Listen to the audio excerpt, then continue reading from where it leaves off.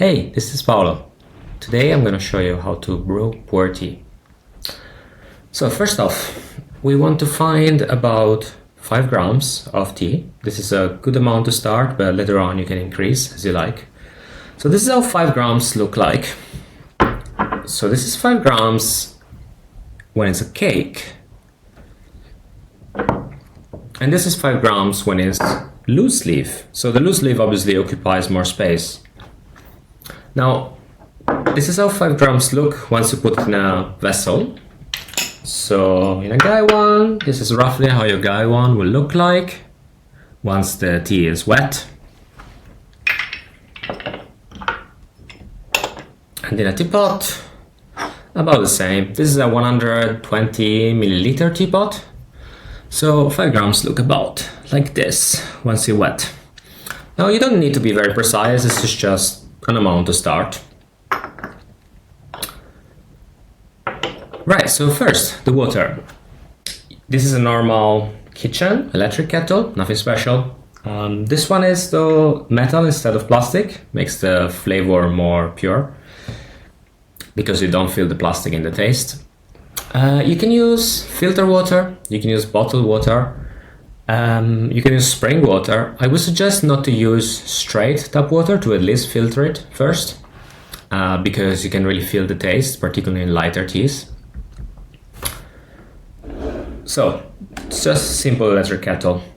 Now, you might have either a gaiwan, I'll show you how to use it in a moment, or a teapot. Also a teapot. So the main differences are that a gaiwan, so they can be used, both can be used for all kinds of tea. However, if you have both, a gaiwan is better for tea that's not very old because it doesn't really influence the taste very much, and once you're gonna open the lid, it means that the tea is not gonna get really hot inside. And for tea that's relatively young, this is very important.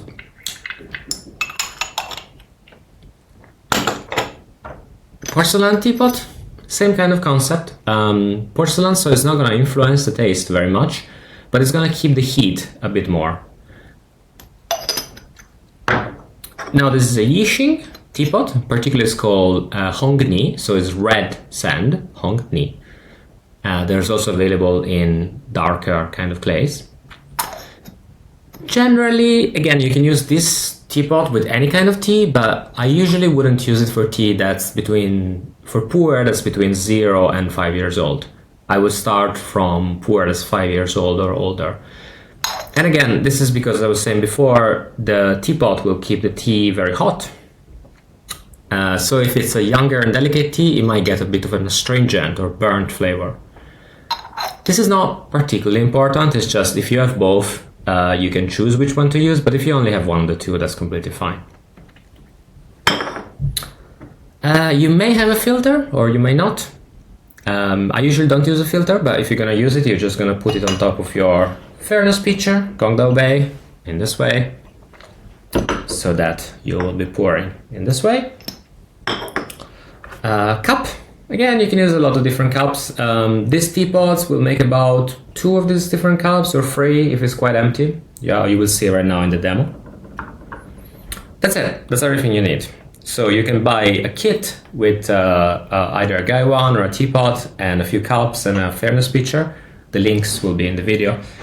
And when you're ready, you can get one of those proper Hongni Yixing teapot.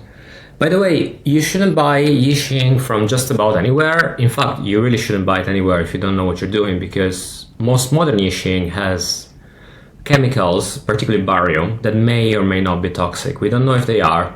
You may want to play it safe. I do. This, I know for a fact, has been spectrum analyzed that it doesn't have any chemicals in it. Well, any extra chemicals, obviously. So, water.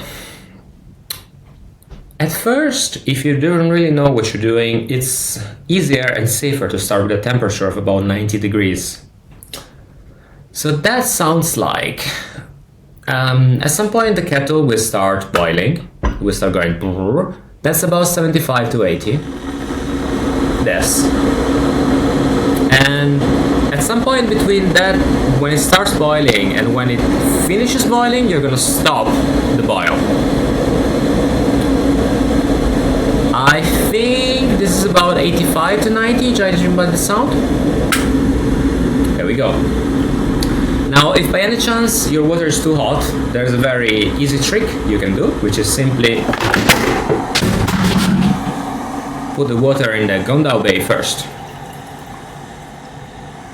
This will remove some degrees, about 10, something like that, and then you can put it straight in your teapot and whatever else.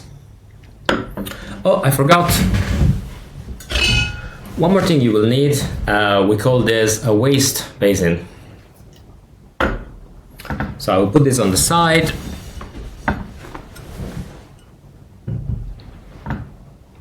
Here we go. Obviously, you can switch around the left and the right if you wish. It's a little bit easier for me to use the left because then I can handle everything else with the right. But if you're left-handed, you might be different. You might feel that this is a bit too heavy for your left hand. Put it on the right. Put everything on the right. It's okay. So, I was saying we got our 5 grams of tea. In this case, we're gonna put them in a teapot.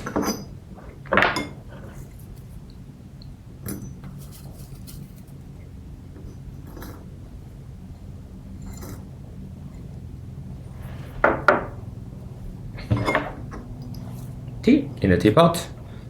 This teapot is slightly larger. You could have put 6-7 grams easily. Let me remove this.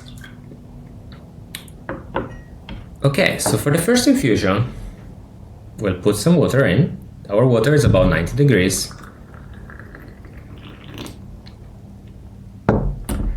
If you have a filter, you can put it up. So for the first infusion, depending how compressed the tea is can be as fast as in and out. This tea was a little bit compressed, so I'm leaving it there for a bit longer, say about 10 seconds, 15. And then we're gonna empty it into the Gongdao Bay or fairness pitcher.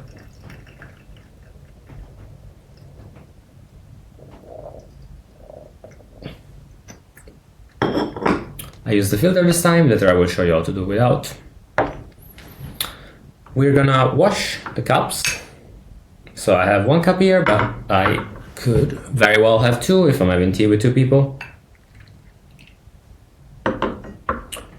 Empty the cups into our wastewater basin.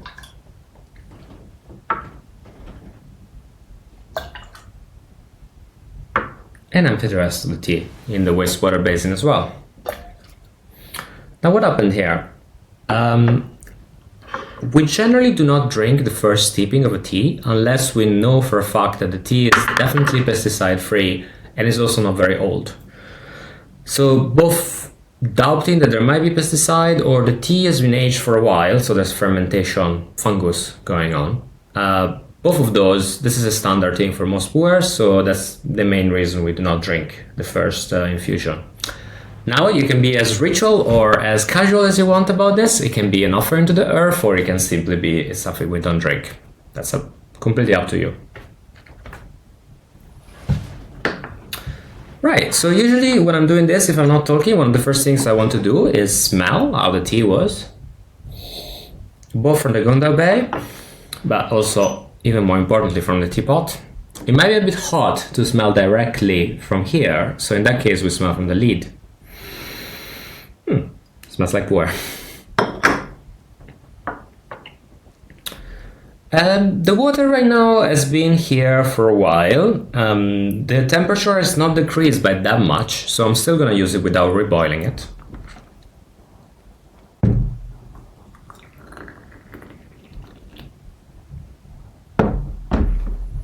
Pretty simple, water in. Let's wait for about 20 seconds. This is very dependent on the tea, very dependent on the taste. The only way in which you're gonna figure out what's the right amount of time for you to wait is you try the tea. If the tea was a little bit too bitter, you're gonna decrease the time in which you steep it. If it was a bit too light, you're gonna increase the time in which you steeped it. So this is gonna be about 15 seconds.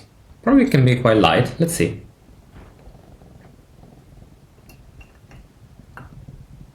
The older the pu'er is, the darker the color in the cup will be. In this case, this color tells me this is not exactly extremely young tea, but it says few years of age for sure.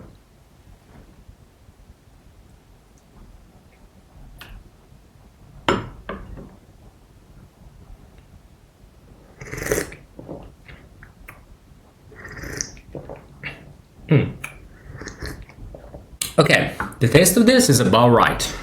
So what I will do is I will steep again for the second time for about the same amount of time.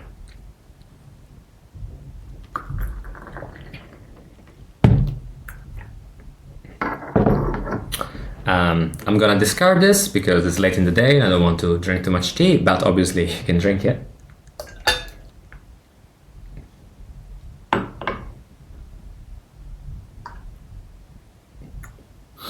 Also very nice to smell the aftertaste left in the cup. A very good tea will leave a significant amount of smell in the cup. And these cups, because they're quite tall, you can smell pretty well. Okay, so I'm gonna pour this one again. This time I'm doing it without filter.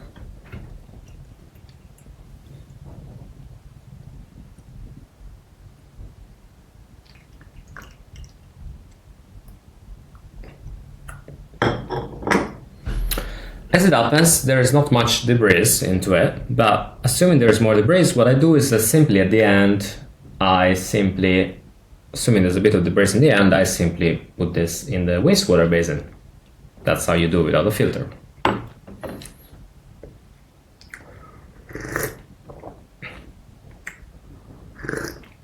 Yeah, still about the same right strength for me. So now I will slightly increase the brewing temperature. The brewing time, so maybe to about 30 seconds. I'm not going to show you, but basically now you get a full arc in which you will brew the tea, where the first 3 steepings, it tends to be quite strong, and then you need to slowly increase the brewing time. So for example, you might do a rinse of 10 seconds, and then steeping 20 seconds, then it starts with 30, then 40, then 45, 50, something like that. And with this amount of tea and a teapot big like this, or this guy one, you can expect something in the region of 10 brews, where the last ones tends to be really, really long, like 2 minutes, 3 minutes. If you see the tea going quite light, you can first start to increase the temperature of the water, so go to a full 100 degrees. And second, increase also the time. So good tea will go easily even 15 brews. Some tea might go more like 8, but certainly you need to gradually push the temperature and the brewing time more and more. I think it's safer to start at 90 degrees, particularly for tea that is relatively young. However, if the tea doesn't have any astringency or bitterness and you want it stronger, you can go to higher to 100 degrees quite early in the session. Certainly you will finish with 100 degrees though, mostly with any amount of tea, any kind of tea. Cool. And the last thing I want to show you is, let's imagine we have a gaiwan instead of a teapot. How do we use that?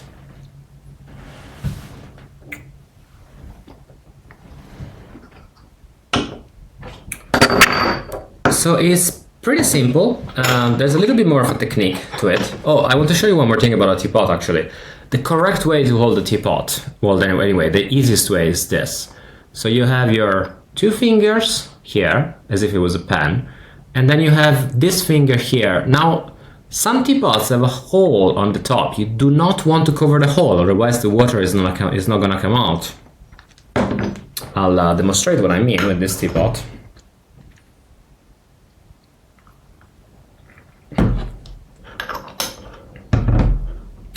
Okay, so this teapot has got a little hole on the top. Now, if I pour with my finger on the hole, it will do this. Quite weird, right? Actually, it doesn't even pour at all. That's what good teapots should do. Now, if I remove my finger, it pours nice and straight.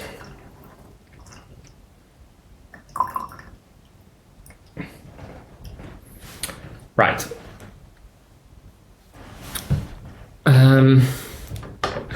I would normally pour this away, but my container is full, so let's just pretend this is empty. Great, so the last thing I wanted to show you was how you use a Guy 1. So same thing, everything is the same about what I said about temperature, brewing arc, how much tea you put into it. This Guy 1 is a tiny bit smaller than the teapot, but not much, about the same size.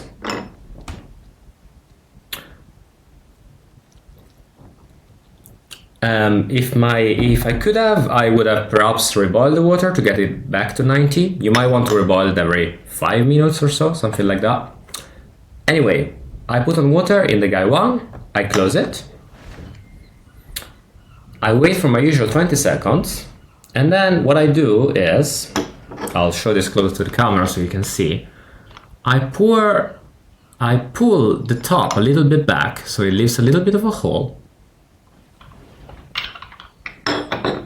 And then I pick up the Guy 1 in this way. This finger is pressing down, these two fingers are pressing up.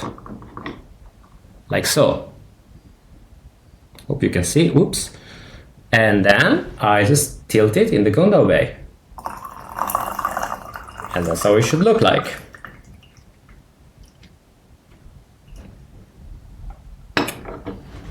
Speaking of which, something you probably really want around when you're doing tea is a nice cloth so you don't make a mess. At the moment I'm just gonna use my hands. Anyway, same thing with the Guy 1. If you're drinking particularly light tea, you might want to, between steeps, you might want to put the Guy 1 lid slightly to the side. By the way, you can do that with a teapot as well. If it's slightly younger tea, you can just leave the lid to the side, like so, while you're brewing. This is really important only with tea that's between 0 and 5 years old, and particularly if you feel that the taste is a bit too astringent. By the way, by bitter, I mean the taste, like a bitter medicine. Usually bitter is good and you want some bitterness in the tea. Astringency is more the feeling of, like if you eat a lemon, kind of this mouth puckering, kind of sourness, and leaves your mouth a bit dry. That's really usually not very good, and possibly the main taste defect of most pu'er. Cool, so I showed you how to use a Guy 1, I showed you how to use a teapot, and now you know everything in order to brew pu'er for yourself and have your first tea ceremony, sharing tea with friends, appreciate tea. Now one could go into a lot more depths and we will go into other videos, but this is everything you need to start.